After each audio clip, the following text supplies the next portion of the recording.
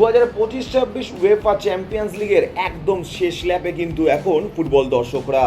আর মাত্র বাকি 5টা ম্যাচ, 2টি করে রাউন্ড অফে সেমিফাইনাল এবং একটি ফাইনাল। আর তারপরে কিন্তু 2025-26 ইউসিএল এর শিরোপা কার মাথায় উঠবে সেটাই জানা যাবে। তবে এই সেমিফাইনালে কিন্তু নেই সেরকম কোনো বড় হেভিওয়েট, তাই শব্দ দূষণটাও হয়তো একটু কম। নেই এই সেমিফাইনালে সেরকম বড় কোনো নাম, তবে যে দলগুলো আছে বা যে সেমিফাইনালগুলো খেলা হবে সেই সেমিফাইনালগুলো কিন্তু হতে চলেছে বেশ জমজমাট। প্রথম সেমিফাইনালে মুখোমুখি হতে চলেছে পিএসজি ভার্সেস বায়ার্ন, দুটো এমন দল যারা শুধুই আক্রমণ করতে ভালোবাসে, যাদের ডিফেন্স খুব কম এবং আক্রমণই বেশি। দুই দল অনেক করে গোল করেছে তাদের নিজস্ব লিগে এবং তারাই কিন্তু চ্যাম্পিয়ন হবে তাদের নিজস্ব লিগে, এটা প্রায় ঠিক হয়ে গেছে। অর্থাৎ লিগ ওয়ানে পিএসজি এবং বুন্দেসলিগায় বায়ার্ন মিউনিখ। এরপরে তাদের লড়াইটা ইউসিএল নিয়ে। ইউসিএলে কিন্তু শেষ 5টা ম্যাচে বায়ার্ন এবং পিএসজির মধ্যে যেটা খেলা হয়েছিল সেখানে পিএসজিকে হারিয়েছে বায়ার্ন, এবং এইবারের লড়াইটাও কিন্তু সেরকমই শক্ত হতে চলেছে। চলুন দেখে নিই একটা করে পজিটিভ পয়েন্ট এবং যেটা অন্য টিমের জন্য বা তার অপোনেন্ট টিমের জন্য নেগেটিভ পয়েন্ট। পিএসজির জন্য অবশ্যই পজিটিভ পয়েন্ট হতে চলেছে পিএসজির চোট মুক্তি। চোট ছাড়িয়ে ফিরিয়ে এসছে ব্রিটানিয়া নুনো মেন্ডিসের মতন প্লেয়াররা, অর্থাৎ পিএসজি কিন্তু তার ফুল স্কোয়াড পেতে চলেছে এই সেমিফাইনালে। উল্টো দিকে বায়ার্ন মিউনিখের কিন্তু এখনও চোট মুক্তি হয়নি। বায়ার্ন মিউনিখের চোট কিন্তু এখনও রয়েছে, বেশ কিছু প্লেয়ার বায়ার্ন মিউনিখের যারা চোটের জন্য কিন্তু খেলতে পারবে না এই ম্যাচে। অর্থাৎ পিএসজি কিন্তু নিজের ফুল স্কোয়াড পাচ্ছে, যেটা বায়ার্ন পাচ্ছে না। তবে এই দুটো দল কিন্তু একটা জিনিসই জানে বা একটা জিনিসই বোঝে, তাদের ফুটবল দর্শনটা একটাই, যে এমন চাপ সৃষ্টি করে অন্য দলের ওপরে যাতে অন্য দলের ডিফেন্স তাসের ঘরের মতন ভেঙে যায়।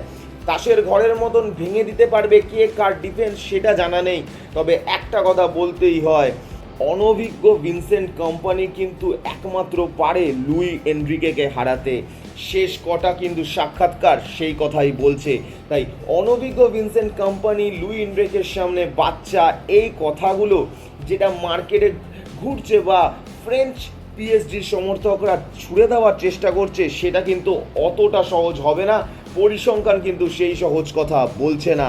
আর এখানেই লড়াই কিন্তু হতে চলেছে সেই বায়ার্ন মিউনিখের সামনের 3 জনের সাথে ফিরে আসা নুনো মেন্ডিস এবং হাকিমি সমৃদ্ধ পিএসজি ডিফেন্সের। মনে রাখতে হবে যে বায়ার্ন মিউনিখের যে ট্রায়ো সামনের দিকে 3 জন, এই 3 জন কিন্তু যে কোনো ম্যাচে তাদের নিজেদের দিনে এতটাই ভয়ঙ্কর হতে পারে যে তারা একার ক্ষমতায় ম্যাচ বের করে নিয়ে আসতে পারে। এ তো গেল প্রথম সেমিফাইনালের কথা। এবার আসা যাক দ্বিতীয় সেমিফাইনালে। দ্বিতীয় সেমিফাইনালে মুখোমুখি হতে চলেছে এমন দুটি দল, যে দুটি দলকে নিয়ে কিন্তু খুব একটা চিন্তা করে না ফুটবল দর্শকেরা। তাদের নিজস্ব ফ্যান বেস আছে, তাদের ফ্যানেরা সবসময় বলতে চেষ্টা করে, জানাতে চেষ্টা করে যে তাদের দলও বড় দলগুলোর মধ্যে পড়ে, কিন্তু বাকি ফুটবল দর্শকেরা বা বাকি দলের দর্শকেরা তাদেরকে ঠিক বড় দলের মধ্যে ধরতে চায় না। তার কারণ এই দুটো দলেরই কিন্তু ট্রফির অভাব রয়েছে। তবে এই দুটো দল অনেক বড় দলকে পিছনে ফেলে দিয়ে, বিশেষ করে তাদের দেশের যে বড় বড় দলগুলো রয়েছে, যেমন আর্সেনালের সিটি বা লিভারপুল, উল্টো দিকে অ্যাটলেটিকো মাদ্রিদের রিয়াল মাদ্রিদ বা বার্সেলোনা, এই দলগুলোকে পিছনে ফেলে দিয়ে কিন্তু উঠে এসেছে সেমিফাইনালে। এইবারে যেটা এই বড় দলগুলোর সমর্থকরা বলা শুরু করেছে সেটা হলো যে এই ফুটবলটা হতে চলেছে বড্ড বোরিং, যাকে কোট আনকোট ভাষায় বলা হয় হারেম বল। তবে বলা যেতেই পারে যে সেকেন্ড সেমিফাইনালে কিন্তু আক্রমণের ঝলকানি অতটা না দেখা গেলেও সেকেন্ড সেমিফাইনালও যে খুব একটা বোরিং হতে চলেছে সেটা নয়। অবশ্যই ট্যাকটিক্যাল লড়াই তো থাকবেই মিকায়েল আর্তেতা এবং দিয়েগো সিমিওনের মধ্যে, তার সাথে সাথে কিন্তু মাঠে বল দখল এবং টাফ ফুটবলের যে লড়াই দেখা যাবে সেইটা কিন্তু উপভোগ্য হতে চলেছে। দুটো দলেই কিন্তু বেশ কিছু বড় নাম রয়েছে, যেমন একদিকে রয়েছে হুলিয়ান আলভারেজের মতন স্ট্রাইকার, উল্টো দিকে কিন্তু আর্সেনালের রয়েছে গোকারেজের মতন স্ট্রাইকার। আর্সেনালের মাঝমাঠটা নিঃসন্দেহে কিন্তু অ্যাটলেটিকো মাদ্রিদের থেকে অল্প হলেও ভালো, এবং এবছর অ্যাটলেটিকো মাদ্রিদ কিন্তু নিজেদের লিগে অর্থাৎ লা লিগাতে কিন্তু 37টি গোল কনসিড করেছে, যেটা অ্যাটলেটিকো মাদ্রিদের সাথে যায় না। অর্থাৎ অ্যাটলেটিকো মাদ্রিদের ডিফেন্স কিন্তু এবছর অতটা ভালো নয়, এবং তার জন্যই এই মরশুমে কিন্তু প্রথম কটি ম্যাচের পর থেকে দিয়েগো সিমিওনেকে তার অ্যাটাকে জোর বাড়াতে বা ধার বাড়াতে দেখা গেছে। উল্টো দিকে যদি দেখতে হয় তাহলে আর্সেনালের এই মুহূর্তে সবচেয়ে বড় চিন্তা কিন্তু ইপিএলের দোলাচল। ইপিএলে ম্যানচেস্টার সিটির সাথে তাদের যে লড়াইটা চলছে সেটা কিন্তু back of the mind Arsenal player বা কোচেদের কাজ করবেই, এবং সেখানে ইউসিএলে মন বসানো বা মনোনিবেশ করা কঠিন হতে চলেছে।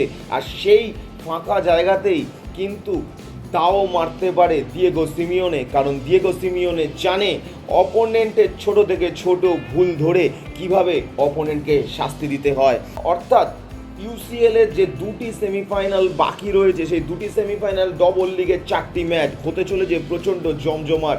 একদিকে অ্যাটাকিং বুলডোজ দেখতে পাবো আমরা, অন্যদিকে দেখতে পাবো ডিফেন্স এবং কাম কুল মাঝমাঠ। অর্থাৎ বলা যেতেই পারে লড়াই হতে চলেছে শেয়ানে শেয়ানে।